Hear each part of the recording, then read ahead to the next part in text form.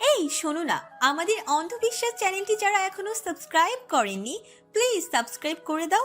আর অল্প কিছু সাবস্ক্রাইবার হলে 1 লক্ষ পরিবার হবে। সবাই প্লিজ সাবস্ক্রাইব এবং বেশি বেশি শেয়ার করে দাও প্লিজ। চোখ বন্ধ করে মাথার নিচে এক হাত রেখে শুয়েছিল পরি। আন্নির কণ্ঠে বড় বড় টানা টানা চোখ মিলিয়ে তাকালো।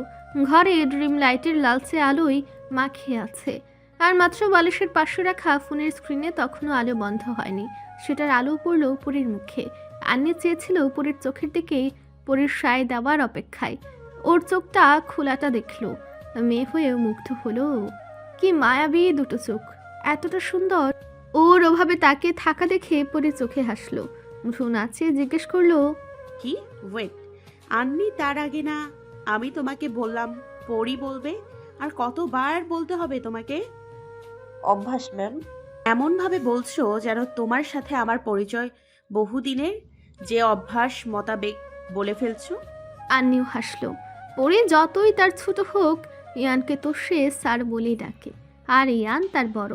পরি তার ওয়াইফ, এতটুকু সম্মান তো নিজ থেকেই আসে। পরি চোখ বন্ধ করে আবারও খুললো, আবার পিটপিট করে চাইলো আন্নির দিকে, বলে উল্টো ফিরে শুয়ে পড়ল পরি। আন্নি হেসে ফেলল। তার এই মেয়েটাকে অল্প কয়দিনেই অনেক বেশি ভালো লেগে গেছে। আচ্ছা, চেষ্টা করব। পড়ি, এখন তো শুনুন।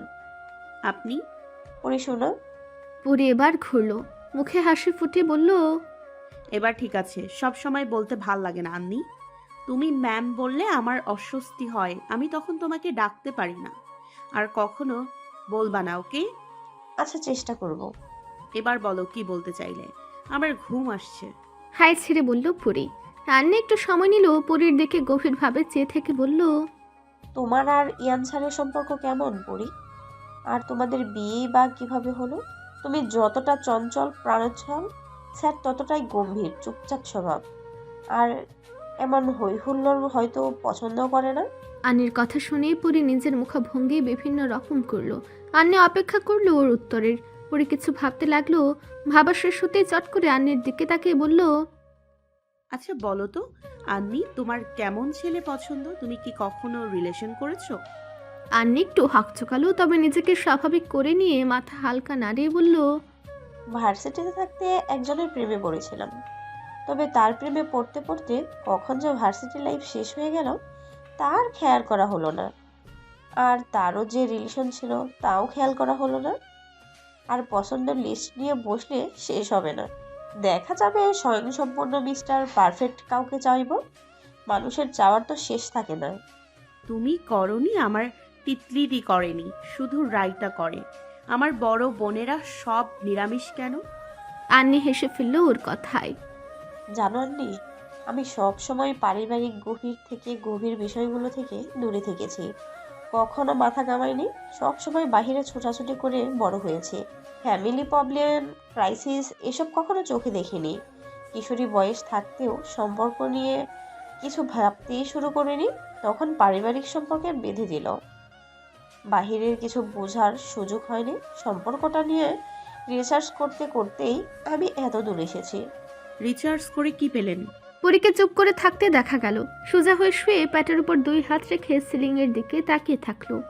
জানি না, তিতলিদি যাওয়ার পর হঠাৎই মাঝে মধ্যে জীবনটা পানশুটে লাগতো। বাহ্যিক সব কিছুকে এত বিরক্ত লাগতো। তখনই ধরে ধরে মারতাম সেই সব ছেলেদের যাদের আচার ব্যবহার আমার অপছন্দনীয় ছিল।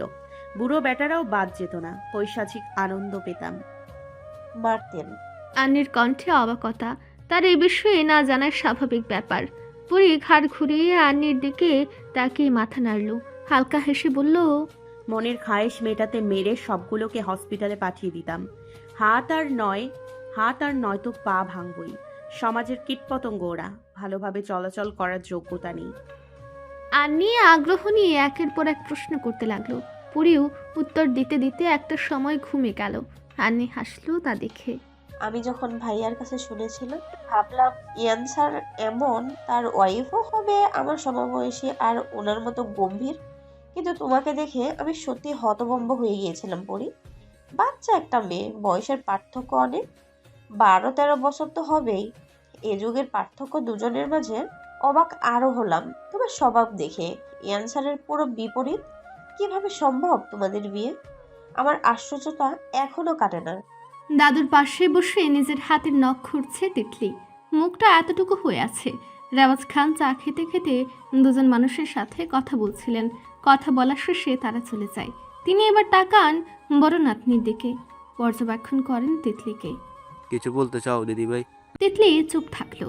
রেওয়াজ খান ঠিকই বুঝলেন তিতলির মন খারাপ। হাত এগিয়ে তিতলির মাথায় রাখলেন। মন খারাপ দিদিভাই? কি হয়েছে বলো? দাদু, আপনি পরীকে বাড়ি আসতে বলেন। আমি আর কয়েকদিন পরেই চলে যাব। এখনো আমার সাথে না থেকে ওখানে থাকবে? আমার বাড়িতে একা ভালো লাগছে না। মাথা নত রেখে কথাগুলো বলল তিতলি। রেওয়াজ খান মন খারাপের কারণ বুঝতে পেরে হাসলেন।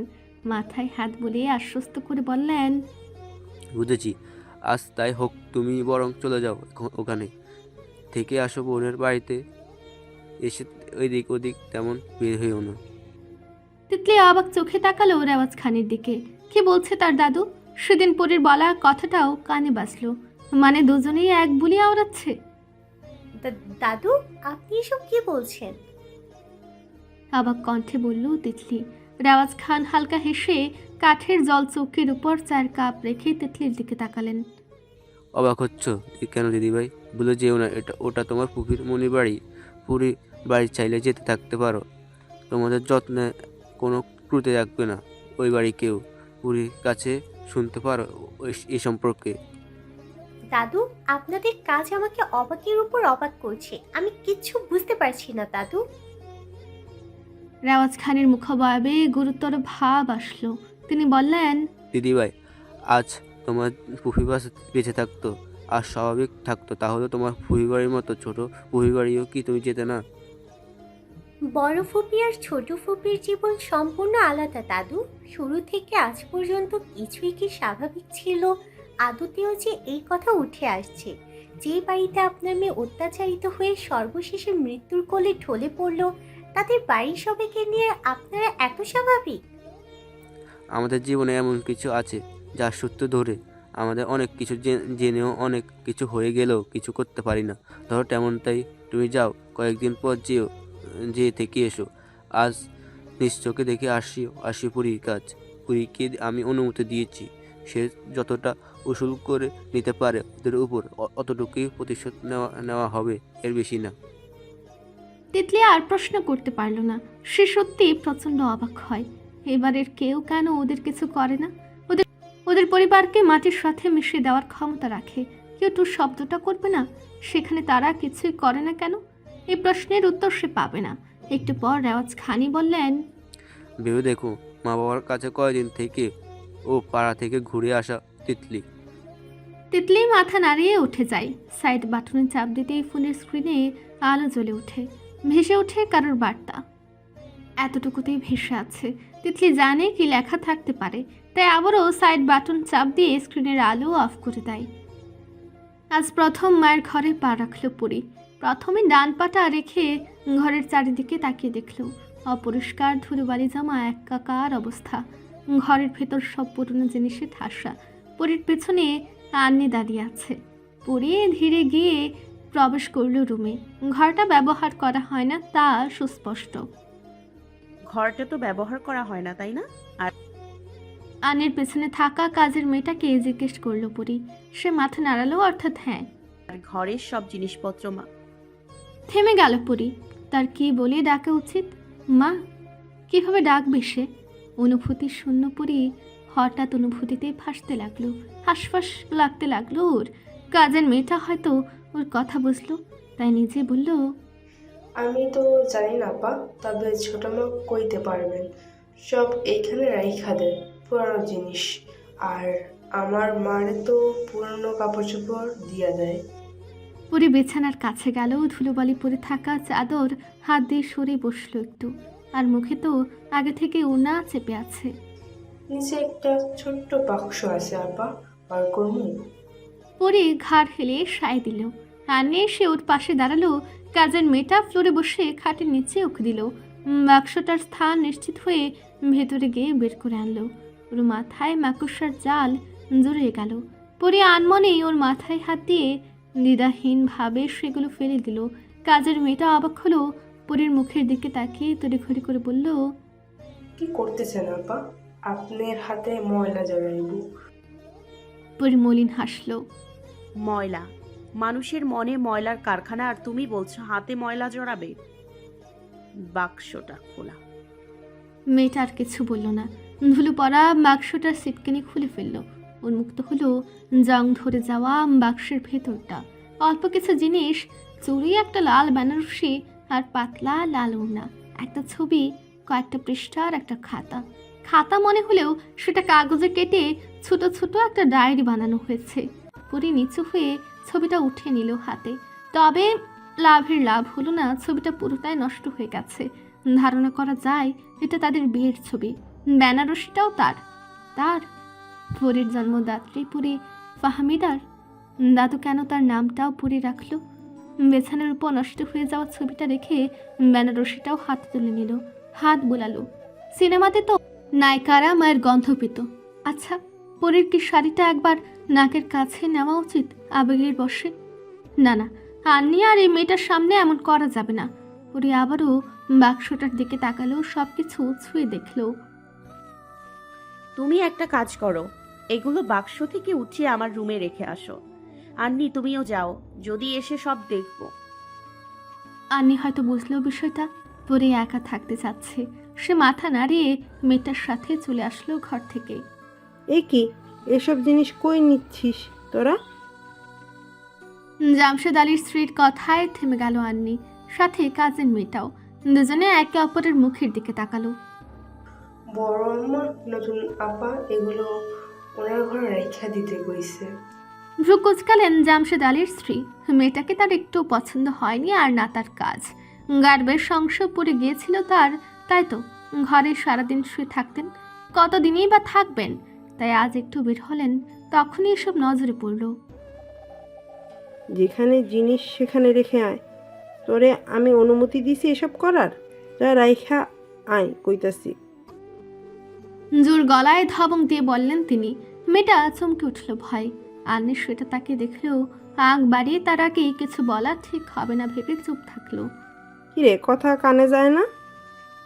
আমি ঘর থেকে বাড়ায় না বললা বাড়ির সব জিনিস উলট পালট করে ফেলবি? দেখাইতেছি তোরে মজা। আমার কথা ছাড়া আমার সংসারে একটা জিনিস এদিক ওদিক হইব না। যা রাইখা আয়। আপনার সংসার, আপনার অনুমতি ছাড়া আপনার জিনিস নেওয়া যাবে না। কথাটা এভাবে ঠিক আছে, কিন্তু এগুলো আমার মায়ের জিনিস, ভুলে যাবেন না। আর আমি তার মেয়ে, আমার মায়ের জিনিস আমি নিব, আপনার কাছ থেকে অনুমতি নিয়ে না। সেই রাইট আমার আছে। নিজের সীমার মধ্যে থাকুন, আমি আপনার কাছে বাগড়া দিতে যাব না, আর আপনিও আসবেন না, ফল ভালো হবে না।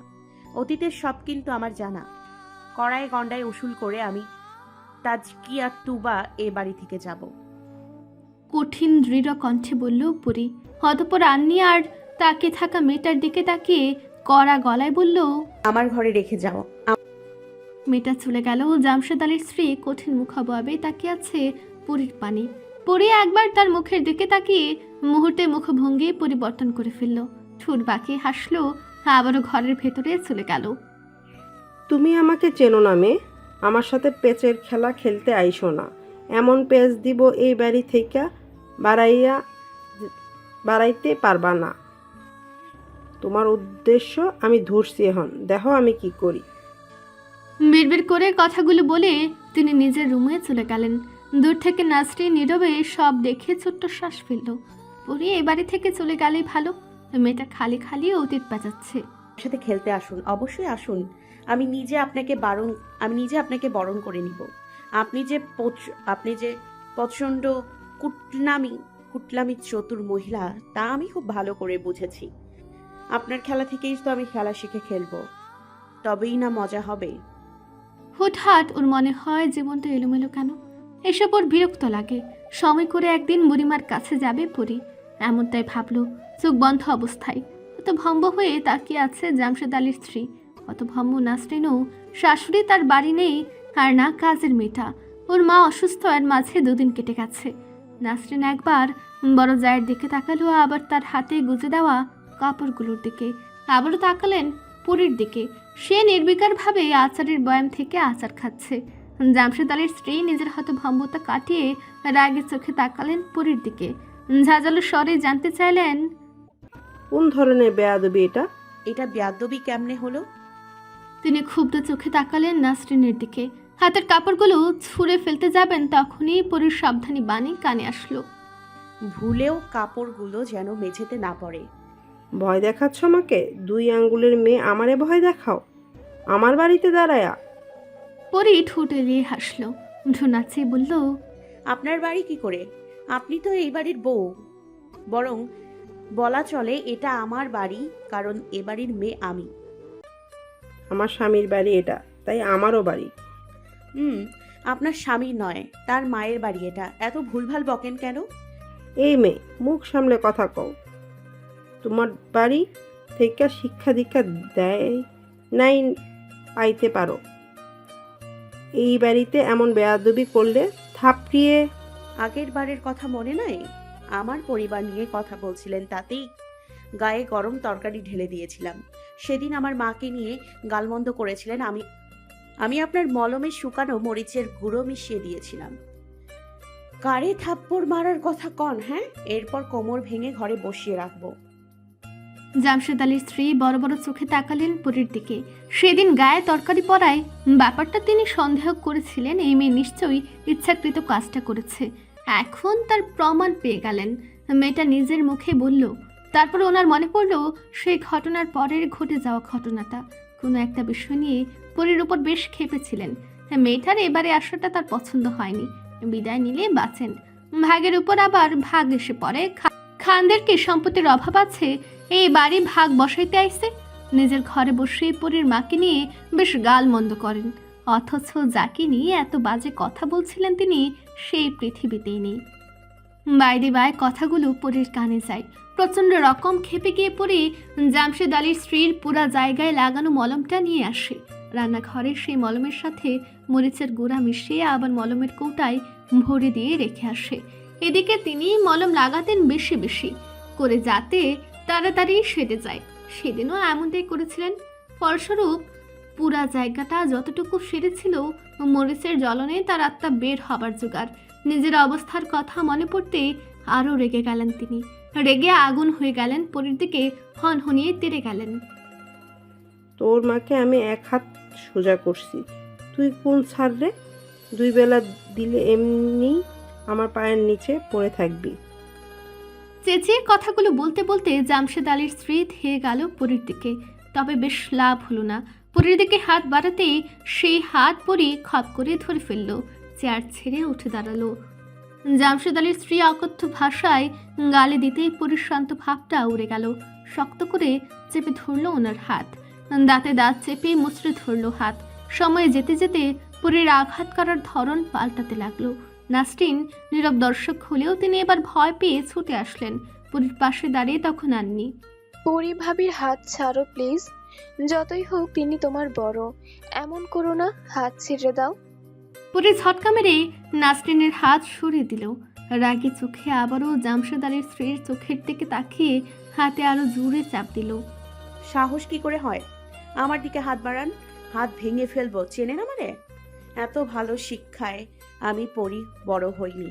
আর আপনার সাহসী বা হলো কি করে কাল রাতে আমার ঘরে যাওয়ার, তাও নিজের ছেলেকে নিয়ে? ভেবেছিলাম আপনাদের সাথে লাগবো না, কিছু করব না, কয়দিন থেকে চলে যাব।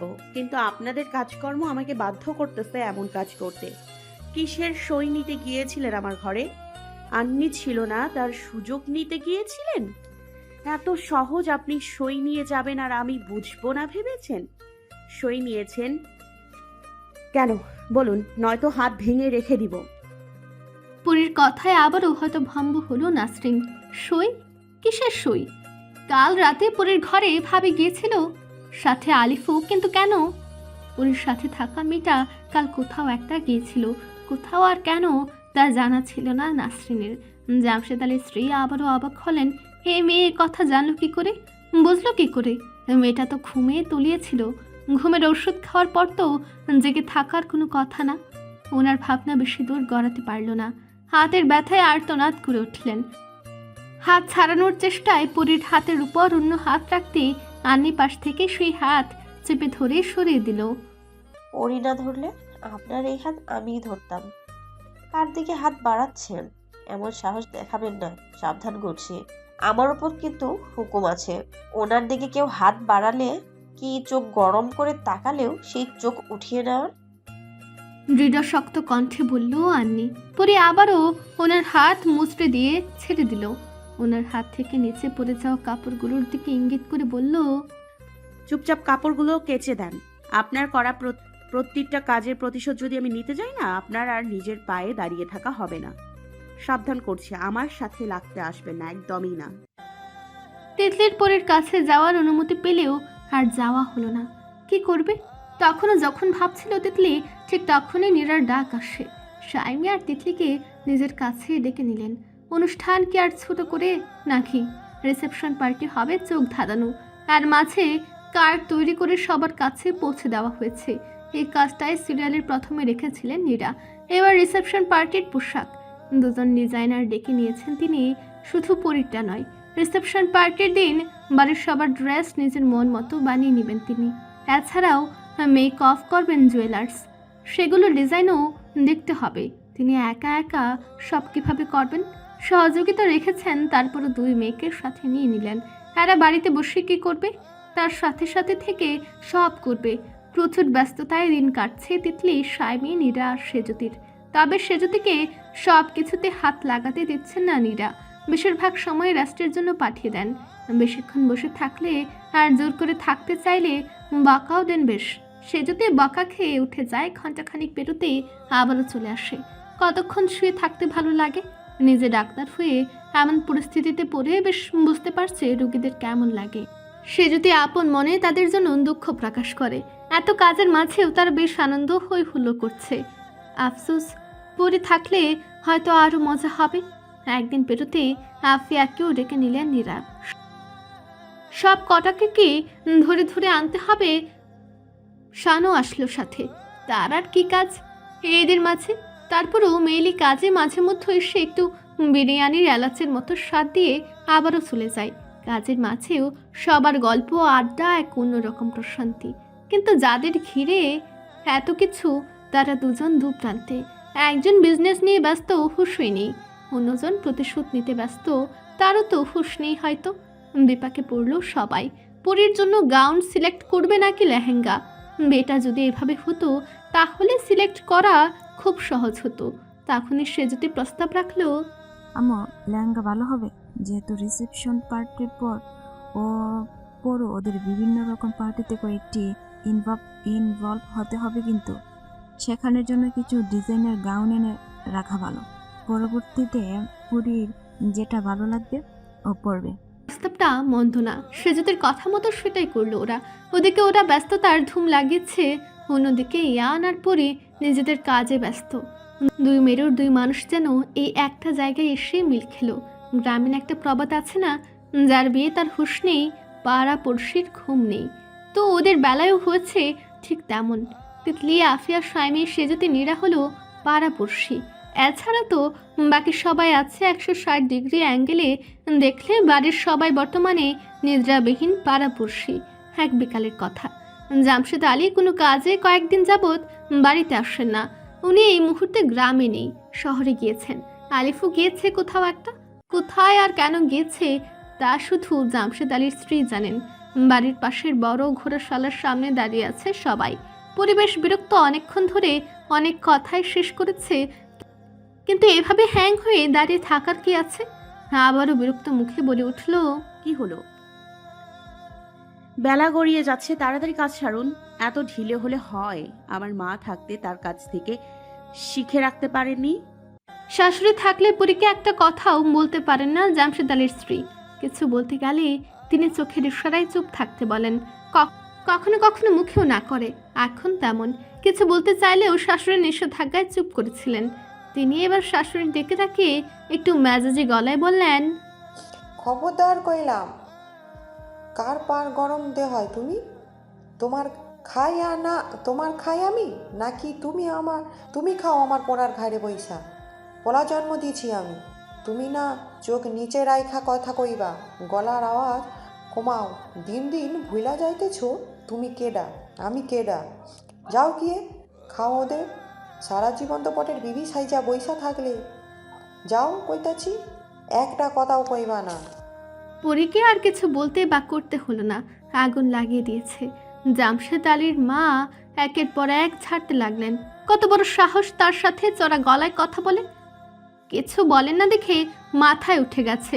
জামশেদ আলীর স্ত্রী বাধ্য হয়ে এগিয়ে গেলেন, সাথে নাসরিনও আসলো।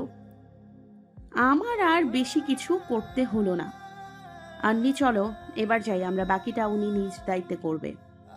পরীর পাশে জয় মুখে হাত দিয়ে হাসছিল। পরী ঠোঁটের উপর আঙ্গুল রেখে হাসতে মানা করলো। তারপর হাতের ইশারায় কেটে পড়ার কথা বলতেই জয় তা বুঝে নিয়ে পরীদের সাথে চলে গেল। নিজের ঘরে বসে রাগে ফুঁসছেন জামশেদ আলীর স্ত্রী। মেয়েটা দিনে দিনে বেড়ে চলেছে। শাশুড়িকে লাগিয়ে দিচ্ছে তার পিছনে, আর শাশুড়িও ধুয়ে দিচ্ছে তাকে আচ্ছা মতো। এর শেষ তিনি দেখে ছাড়বেন। নিজের বাটন ফোনটা নিয়ে কল লাগালেন ছেলের কাছে।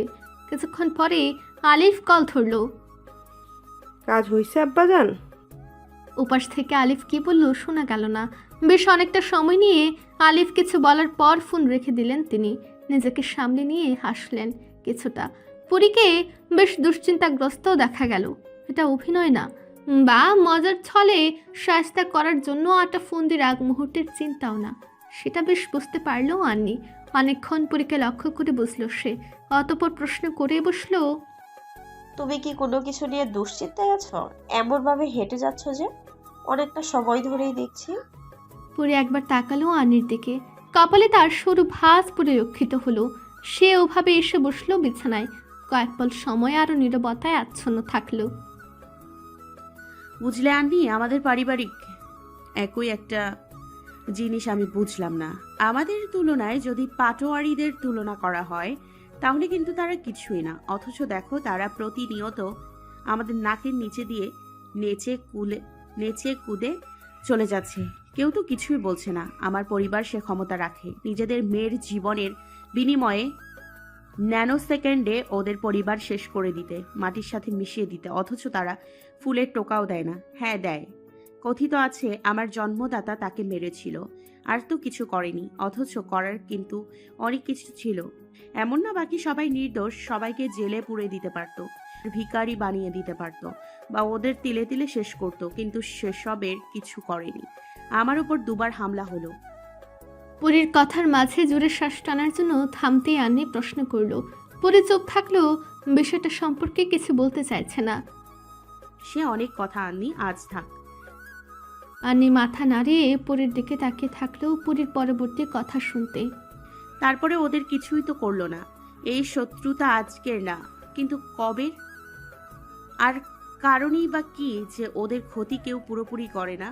তুমি জানো কাল নাসরিন আন্টি আমাকে আড়ালে ডেকে কি বলেছেন?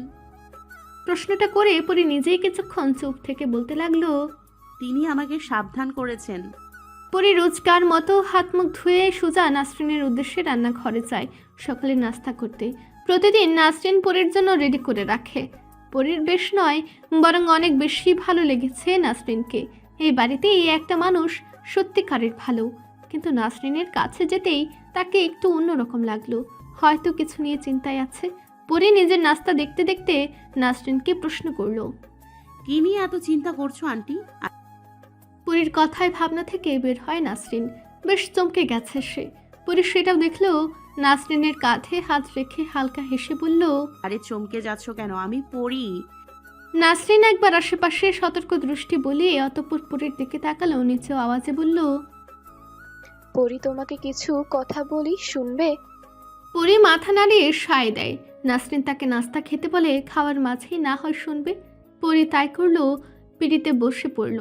নাসরিন গেল কোথায় যেন মিনিট দুয়েকের মধ্যেই চলে আসলো। সে হেসেলের বড় কাঠে তুলে বসলো পরীর সামনে। আমি নিজেও জানতাম না তুমি পরীর মেয়ে। তোমাকে আমি সর্বপ্রথম কোথায় দেখেছিলাম জানো? তোমার বাবার স্কুলে। তোমার মনে আছে নাকি জানি না, তবে তোমার বাবার সাথে ছিলে তুমি। আমি গিয়েছিলাম তোমার বাবার কাছে একটা দরকারটা কিন্তু তোমায় নিয়েই ছিল। সেসব কথা থাক, আমি তোমাকে দেখে চমকে গিয়েছিলাম জানো। চেহারার আদলে পরীর সাথে এতটা মিল অনেকদিন পর যেন সেই জীবন্ত পরীকে দেখলাম। যখন তোমার বাবার কাছে তোমার নাম শুনলাম আরও অবাক হলাম। সে বলল, হ্যাঁ আমার মেয়ে পরী। কতটা চমকেছিলাম তা বলার ভাষা নেই। তবে পরে ভাবলাম ছোট বোন ছিল খুব আদরের, হয়তো তাই নামটা রেখেছে নিজের আদরের মেয়েটার। এরপর সর্দারগিনি এসে বলেছিল, তখন যেন আকাশটায় মাথায় ভেঙে পড়ল। সেসব কথা থাক, আমি তোমার বড় হয়ে একটা কথা অনুরোধ করে বলছি, পরী শুনবে? আন্টি এভাবে কেন বলছো? কি বলবে বলো, আমি শুনছি। নাসরিন পরীর বাম হাতটা নিজের দুহাতের মাঝে নিল, অতঃপর পরীর চোখের দিকে তাকিয়ে বলল, চলে যাও এ বাড়ি থেকে পড়ি, এটাই ভালো হবে। তুমি যে প্রতিশোধ নেবে বলে এসেছো, সে প্রতিশোধ তুমি শেষ বয়স পর্যন্ত নিলেও কখনো ওরা পরিবর্তন হবে না। নিয়মিত ভালোবাসার গল্প শুনতে এবং পড়তে আমাদের অন্ধবিশ্বাস চ্যানেলটি সাবস্ক্রাইব করে পাশে থাকা বেল আইকনটি ক্লিক করুন। ধন্যবাদ সবাইকে।